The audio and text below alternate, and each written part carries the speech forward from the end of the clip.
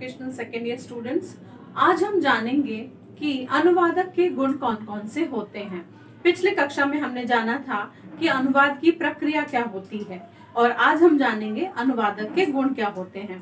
अनुवादक जैसा कि जिसको इंग्लिश में ट्रांसलेटर कहा जाता है, उनके गुण क्या क्या होते हैं आइए जानते हैं। सर्वप्रथम अनुवादक को स्रोत व लक्ष्य भाषा की समुचित जानकारी होनी चाहिए। जैसा कि हमने पिछली कक्षा में डिस्कस किया था कि स्रोत भाषा होती है सोर्स लैंग्वेज और लक्ष्य भाषा होती है टारगेट लैंग्वेज। तो अनुवादक को इन दोनों भाषाओं का भली भांति ज्ञान होना चाहिए, तभी वह अनुवाद कर सकता है। स्रोत व लक्ष्य भाषा कभी भी जो है बदल सकती हैं। कोई भी स्रोत भाषा हो सकती है और कोई भी भाषा लक्ष्य भाषा हो सकती है। दूसरा बिंदु, भाषाओं का ज्ञान, यानी कि अनुवादक को क्या चाहिए, उसको ऐसा नहीं होना चाहिए कि उसको कुछ सीमित भाषाएं ही आती हों।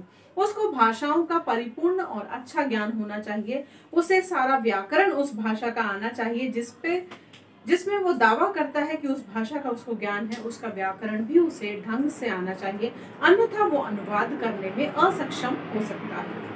सूक्ष्म अंतर्दृष्टि तथा रसग्राह्यता होनी चाहिए, यानी कि ऐसी नजर होनी चाहिए अनुवादक की, वो सूक्ष्म से सूक्ष्म बिंदु भी ना छोड़े। जब वो टेक्स्ट पढ़ता है, जब वो कंटेंट को पढ़ता है, तो उसमें सूक्ष्म अति सूक्ष्म जो बिंदु छुपे रह जाते हैं उनको भी वो समझ जाए, ऐसी उसकी दृष्टि होनी चाहिए। सूक्ष्म अंतर्दृष्टि तथा रसग्राह्यता होनी चाहिए। उसमें सूक्ष्म अति सूक्ष्म अंतर्दृष्टि होनी चाहिए और रसग्राह्यता, यानी कि जो भी उसके बिंदु समक्ष उसके दिए गए हैं वो सबको जो है समझकर अपना अनुवाद कर सके। उसके बाद है ना कुछ छोड़े ना कुछ जोड़े। अनुवादक को ऐसा होना चाहिए कि वो किसी भी अनुवादित या अनुदित कृति में कुछ भी अपनी तरफ से ना छोड़े और ना ही कुछ जोड़े। ऐसा हो सकता है कि अनुवादक को कोई अगर बिंदु ना आता हो, कोई चीज अगर नहीं आती हो, तो उसे वो छोड़े ना, और कुछ भी ऐसा अगर कोई भी विषय उसको बहुत अच्छे से आता है तो, और कोई भी विषय जो बहुत अच्छे तरीके से आता है उसमें अपना पांडित्य प्रदर्शन करते हुए वो अपनी तरफ से कुछ ना जोड़े। तो अनुवादक को कैसा होना चाहिए, ना कुछ छोड़े और ना ही कुछ जोड़े। उसके बाद आते हैं पक्षपात, दुराग्रह तथा हठवादिता से दूर रहना चाहिए। किसे? अनुवादक को। अनुवादक को कोई पक्षपात नहीं करना चाहिए, किसी भी कृति के साथ भी नहीं करना चाहिए और किसी व्यक्ति के साथ भी नहीं करना चाहिए। हो सकता है कोई कृति उसकी बहुत प्यारी हो, कोई कृति उसकी बहुत प्रिय हो सकता है कोई व्यक्ति विशेष बहुत प्रिय हो, उसकी वजह से उसे अनुवाद में कोई भी जो है त्रुटि नहीं करनी चाहिए और अनुवाद में कोई जो है ऐसा हठवादिता या दुराग्रह उसको नहीं रखना चाहिए कि वो मेरा दुश्मन है, तो अगर वो कृति मेरे समक्ष आती है तो मैं उसके साथ जो है बुरा बर्ताव करूं, उस कृति के साथ कुछ भला बुरा लिखूं, या अपनी जो हट है वो भी उसको त्याग कर जो है बहुत ही सहज ढंग से जो है कार्य करना चाहिए। किसे? अनुवादक को। उसके बाद आता है सरल, सहज तथा सुबोध अभिव्यक्ति। अनुवादक को चाहिए कि वो सरल भाषा में सहज तथा सुबोध ऐसी अभिव्यक्ति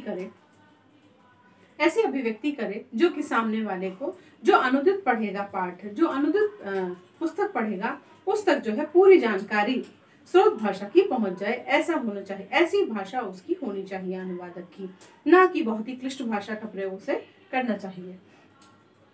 उसके बाद है लक्ष्य भाषा की प्रकृति के अनुरूप अनुवाद करना चाहिए, यानी कि जो भी दी गई लक्ष्य भाषा है, वो चाहे तेलुगु हो, चाहे तमिल हो, चाहे हिंदी हो, चाहे मराठी हो, चाहे गुजराती हो, चाहे अंग्रेजी भाषा हो, जो भी लक्ष्य भाषा उसे दी गई है उसके साथ उसे न्याय करना चाहिए और उसमें जो है प्रकृति के अनुरूप अनुवाद करना चाहिए, यानी कि जिस प्रकार की प्रकृति है उस भाषा की, उसका अनुवाद उसी प्रकार करना चाहिए।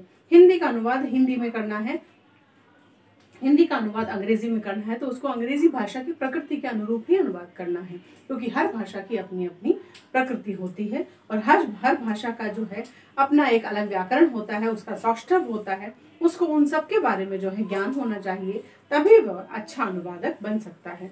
कहा जाता है अगर अनुदित कृति को पढ़ते हुए हमें ऐसा लगे कि हम मूल कृति को पढ़ रहे हैं, तो हमें ये समझ जाना चाहिए कि अनुवाद बहुत उच्च कोटि का है। तो छात्रों, मुझे उम्मीद है कि आपको मेरे द्वारा दी गई जानकारी समझ में आई होगी। अगला मैं आपके समक्ष फिर एक दिन नए टॉपिक के साथ आऊंगी। तब तक के लिए धन्यवाद।